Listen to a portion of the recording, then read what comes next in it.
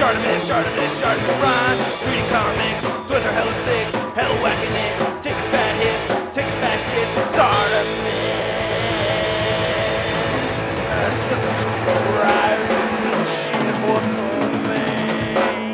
It's a very, very sexy looking figure. Hey, what's up you guys? ShartimusPrime here, doing another Marvel Legends figure review on the Infinite Series Ant-Man movie Ultron Build-A-Figure Wave Giant Man. If you're trying to pick up this series, you can get it at Big. Get your big badass toys at BigBadToyStore.com. Click the link in the description below. Big thanks to Mr. Filthy Phil Philanthropist for making this review possible. Thanks so much, man. And this is a cool looking Giant Man. We get ants on the side right over there. You can see the figure on the back. You can see the read up over here. And on the side, more ants, more ant. All right, let's get to it and crack this thing open. And here's our brand new Giant Man figure out of the packaging. Finally, we're getting a 6-inch Giant Man to fit in with our Giant Man displays, even though this guy has the more modern costume as opposed to the other Giant Man figures that we have the classic Giant Man look. Now, I will say this is a decent figure, but out of all the figures from this Ultron wave, I'd have to say I think he's my least favorite. I think just only because the Ultron wave, in my opinion, is a very good wave. Maybe if this guy was in another wave, he'd be a better figure, but yeah, so far I'm thinking this is the weakest one. So we get a brand new head sculpt with this figure. However, the rest of the body is reused from the Bucky cap mold. Now, I do like the antennae on this. They look pretty good. Now, they're just kind of smushed against his head when you get him out of packaging. This is not my figure, so I'm going to let Mr. Phils do it. But yeah, you could use a hairdryer and bend these around and run them under cold water and get these posed and positioned any way you'd like to. You can see already, you know, since this has been opened, they're already kind of starting to move up more like how they're supposed to look.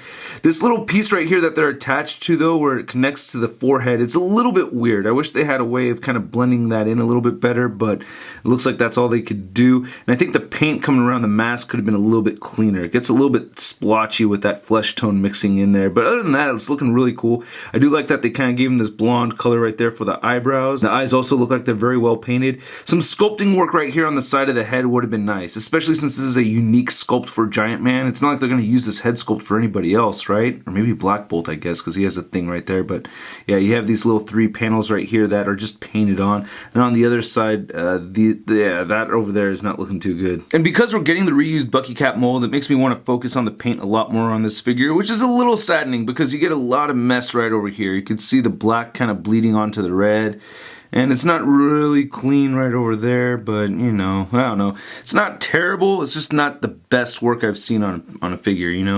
And then on this left side right over here, you get some, like, wicked chipping right here from the plastic, or I don't know what, but I think it's paint and plastic coming off right over there on that left hand. He has fists on both sides. I think when I get mine, I'm going to repaint it. And one thing I kind of do like is that they did not give him a separate belt right over here, because if they'd done that, customizing this figure would be very difficult, because once I get my own Giant Man, I'm going to repaint him to his classic colors. And I think the pills were stored over here in classic Giant Man. Correct me if I'm wrong, but way back in the day, or it may have been when he was only an Ant-Man, like he would like take these pills from his like fanny pack here and just pop some pills and then grow. Correct me if I'm wrong, but I think that's how his growing powers worked back in the day. Anyway, you get some nice black line work right over here. It doesn't look terrible. It comes across the joint right there, missed the joint right there.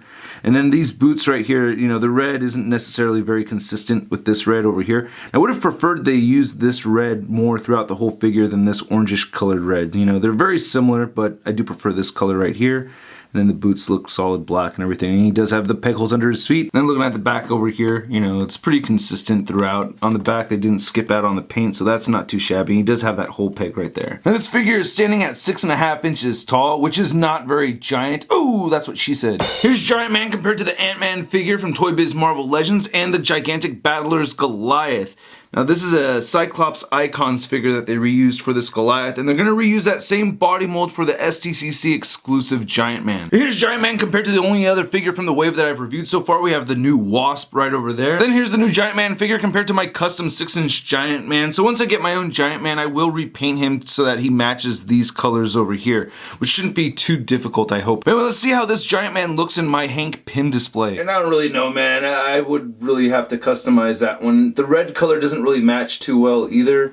I don't know, looking at these other 2 Giant Man figures right here, yeah, I don't know, it kind of blends in to the original Giant Man a little bit more from pre-Marvel Legends, and then there's the Build-A-Figure Giant Man right there. So yeah, there's your size difference between those two. And of course, here he is next to the Marvel Legends Big Time Letdown Spider-Man. Hey! So as I said time and time again, that I don't really mind that Hasbro reuses the Bucky Cat mold. Plus, we are getting new molds from this wave too, so that's very cool. Anyway, I hope you guys liked my review. If you did, please hit the like button. Click any of these buttons right over here for more Shart in your face. Don't forget to follow me on the Facebook, the Twitter, and the Instagram. And go to MarvelousNews.com for the latest in Marvel-related news and a photo gallery of images. Oh, and big Marvel news today. So yeah, make sure you check that out. All right, I'll catch you guys later. Peace.